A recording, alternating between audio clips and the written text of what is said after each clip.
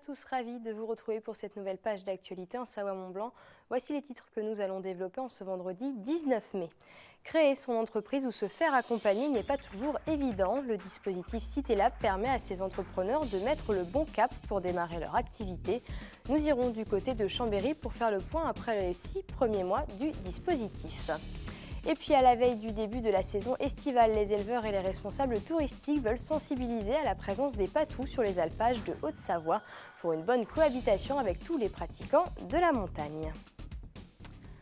On débute ce journal avec notre page législative. Bernadette Laclais, candidate PS sortante, tenait ce matin une conférence de presse pour présenter sa candidature. Une candidature cette fois-ci sans étiquette. Elle était accompagnée de son suppléant Jean-Christophe Masseron, démissionnaire hier du mouvement En Marche. Alors que Bernadette Laclais avait demandé l'investiture En Marche, c'est finalement Patrick Mignola qui lui a été préféré. Elle se présente tout de même en tant que candidate de la majorité présidentielle. Les explications au micro de Guillaume Lesquer.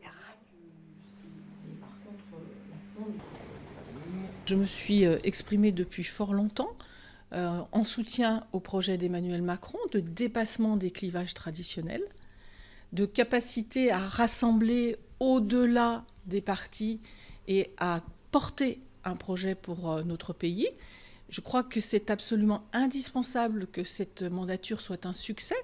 On voit bien que si nous n'envions pas le succès espéré, alors nous risquerions d'avoir des extrêmes. Et d'ailleurs, beaucoup de gens se sont engagés aux côtés d'Emmanuel Macron aussi pour combattre ces extrêmes. Effectivement, nous avons vu arriver une candidature qui est celle de M. Mignola sur ce département, alors même qu'il était annoncé pour une prochaine échéance qui est celle des sénatoriales, avec lequel il était déjà en discussion avec les Républicains pour pouvoir succéder à Michel Bouvard.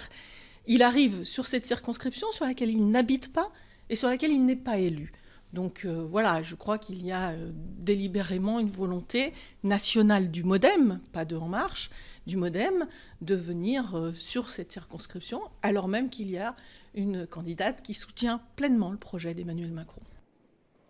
Et puis Charles Edrich, l'aventurier de Saint-Nicolas-de-Véros, a officiellement lancé sa campagne pour devenir député de la 6e circonscription de Haute-Savoie. Il se définit comme centre-droit. L'homme aux multiples records se lance donc sur le terrain de la politique. Il met en avant son palmarès sportif et le fait qu'il soit issu de la société civile. On l'écoute au micro d'Emmanuel Jaude.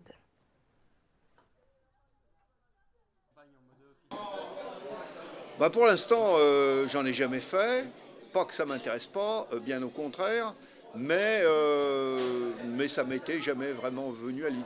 Et puis j'ai été contacté par 3-4 partis différents, me disant mais avec votre parcours, chef d'entreprise, sur tous les terrains du monde, des aventures un petit peu partout, respectons la terre, l'association qui maintenant est à sa 11e année, mais dans un premier temps, je voyais pas vraiment, j'avais pas forcément une motivation extraordinaire.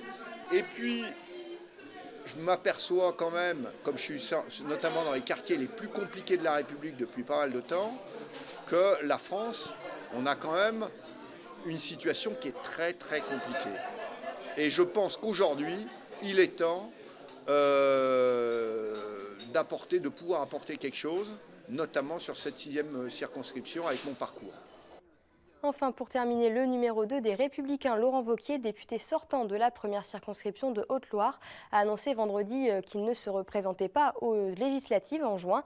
Il choisit de rester président de la région Auvergne-Rhône-Alpes. Il dit, je cite, « Lors de la campagne des élections régionales, j'ai indiqué que si j'étais élu, je resterais président de la région. Le respect de la parole donnée est sacré. » Il sera tout de même le suppléant de la candidate Isabelle Valentin pour l'aider à remporter cette élection législative au nom de la droite et du centre. Je vous le disais en titre, parlons de CitéLab. Ce dispositif national est impulsé par la Caisse des dépôts depuis 2002.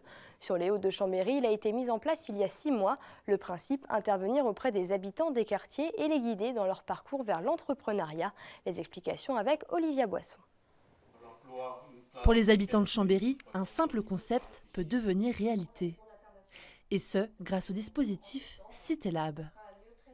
L'objectif est simple, guider les volontaires vers la création d'activités.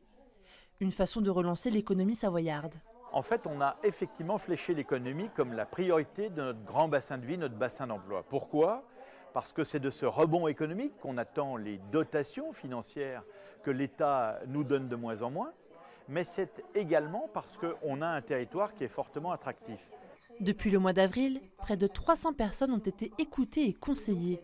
L'âge moyen des personnes touchées par le dispositif est de 38 ans. Les plus jeunes sont les plus réticents à l'idée de devenir leur propre patron.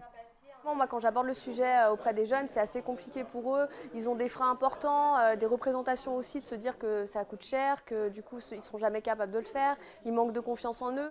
Une confiance en eux que tente de leur redonner Jennifer Pelletier, chef de projet. Elle a pour mission la sensibilisation, mais surtout l'accompagnement et l'orientation des porteurs d'idées. Elle a déjà rencontré 98 jeunes. Même le plus grand gaillard, au bout du 3e rendez-vous, va me dire en fait j'ai la trouille.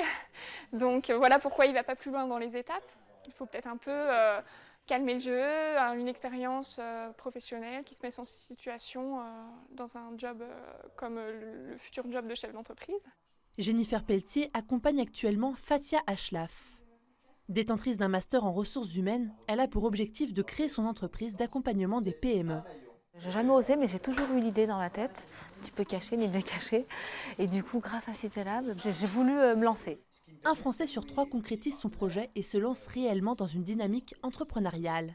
En moyenne, 9 mois sont nécessaires à la création d'une entreprise. Ce week-end, ce sont les traditionnelles montées des troupeaux en alpage, une véritable institution en Savoie-Mont-Blanc. Dans la station d'Égée, on peut notamment trouver des éleveurs de vaches d'airain, une race rustique qui a la particularité de s'affronter pour désigner la reine du troupeau. À quelques jours de l'heure en montagnier, Emmanuel Jaude est allé assister aux derniers préparatifs de ces troupeaux, pas comme les autres. Depuis son plus jeune âge, Charles a toujours souhaité s'occuper de vaches d'airain. Une race rustique et ancestrale de nos territoires. Sa particularité réside principalement dans la nécessité d'avoir une hiérarchie au sein du troupeau. En effet, dans chaque cheptel, les ruminants s'affrontent tête contre tête, corne contre corne pour désigner leur reine. Bien plus qu'une tradition, il s'agit là d'un trait naturel de l'animal. C'est une race qu'on retrouvait dans tout l'arc alpin. Il y a des millénaires de là, en fait. C'est vraiment une race qui est super adaptée au climat alpin, à la montagne. C'est une vache qui va monter jusqu'au pied des glaciers pour aller pâturer. Donc c'est déjà, avant d'être une vache combative, c'est déjà une race rustique qui est adaptée à notre territoire. À la veille de la montée en alpage, au cours de laquelle les vaches d'airain vont se mélanger avec d'autres troupeaux et donc élire une nouvelle reine, on finit la préparation. Et ici, c'est à la main qu'on fait la traite. Une façon d'établir plus de liens avec l'animal qui, bien que bagarreur, reste très affectueux. Donc au début, on traisait les vaches que l'hiver, quand on était en bâtiment, et l'été, on les tarissait et on les mettait en alpage. Et puis depuis que j'ai décidé de m'installer et d'en vivre, la solution la plus facile et la moins coûteuse pour nous par rapport au volume de lait et au nombre de vaches traites, le plus simple, c'était de les traire à la main. Donc pour nous, c'était plus simple. En plus, on a un très bon contact avec nos vaches, elles sont très dociles. Donc pour nous, c'était plus simple en fait de les traire à la main. Et puis ça maintient vraiment ce contact avec les bêtes. Et puis je trouve ça génial, moi. Enfin, ça me plaît. À quelques heures seulement du grand départ, les vaches d'airain sont donc fin prêtes à en découdre, pour le plus grand plaisir du public qui, on l'espère, viendra nombreux pour perpétuer la tradition alpine. Et si vous voulez assister au mélange de troupeaux et donc à la bataille des reines, le rendez-vous est pris au G ce dimanche à partir de 11 h. On termine avec un focus sur un autre emblème des alpages, le patou ou chien de protection. Les patous, vous le savez peut-être, ce sont ces gros chiens blancs qui gardent les troupeaux en alpage l'été. Ayant grandi avec le troupeau, ces chiens imposants peuvent parfois se montrer un peu rustres face aux promeneurs. Mais loin d'être dangereux, ils sont tout simplement soucieux de la sécurité des animaux dont ils ont la charge. Alors pour que la sortie en montagne reste synonyme de plaisir pour tous, Emmanuel Jaude vous donne quelques pistes pour bien aborder ces chiens de berger. Avec la toute prochaine montée en estive, il pourrait bien vous arriver de croiser lors de vos balades un patou ou autre chien de protection. Généralement impressionnants, ils ont souvent mauvaise réputation. Pourtant, ces bêtes n'attaquent que très rarement les hommes et seulement quand ils se sentent en danger, eux ou le troupeau qu'ils protègent. Dressés dès leur plus jeune âge à repérer et à faire fuir les prédateurs, c'est donc au promeneur d'adapter son comportement. Un troupeau qui monte depuis 30 ans dans une montagne, il a ses habitudes, il a ses aires de couchade ou de chaume et il va pas en changer. Et le chien qui, lui, calque sa protection par rapport au troupeau, c'est normal que quand quelqu'un s'approche du troupeau, c'est comme s'il agressait le chien qui est en train de protéger le troupeau. Voilà. Et c'est ça qui est dur à... Il faut que les gens se disent, mais finalement, ce chien, il fait que son boulot, il fait que protéger l'espace où il y a le troupeau. Dès que les gens s'éloignent, c'est fini. Le chien ne poursuit pas. Ne pas être menaçant ni faire de gestes brusques et si nécessaire dévier sa trajectoire pour contourner le troupeau. Laissez l'animal approcher, aboyer et peut-être vous accompagner sur quelques centaines de mètres pour qu'il comprenne que vous ne représentez aucun danger. Ce sont là les bases d'une rencontre amiable avec ces protecteurs de plus en plus présents en altitude avec le retour des loups dans les Alpes. On a une tradition d'accueil au niveau des alpages parce qu'on fait de la transformation fromagère et de la vente directe. Et donc il ne faut pas que les gens aient peur de continuer à aller en montagne à cause des chiens de protection, quoi. Alors c'est sûr que un chien qui aboie, ça impressionne toujours, surtout que c'est des gros gabarits. Mais du moment qu'on a le bon comportement, qu'on connaît un petit peu les codes d'approche, ça ne pose pas de problème de cohabiter dans les montagnes. Et bon, ils se mettent quand même en alerte parce qu'ils connaissent leur boulot, quoi. Donc ils aboient quand ils voient y arriver quelqu'un, mais ils vont jamais plus loin du moment qu'on va pas les agresser, quoi. Si les chiens de protection permettent en effet de dissuader la plupart des prédateurs, c'est avec une attitude responsable et raisonnée qu'ils apprennent au fil des saisons à s'habituer à l'homme. Reste encore à ces derniers de comprendre qu'ils doivent donc partager les alpages avec les véritables maîtres des lieux. C'est la fin de cette édition. Merci à tous de l'avoir suivi. On se retrouve juste après pour Médiasphère. N'oubliez pas notre site internet 8montblanc.fr. Passez un très bon week-end et à lundi.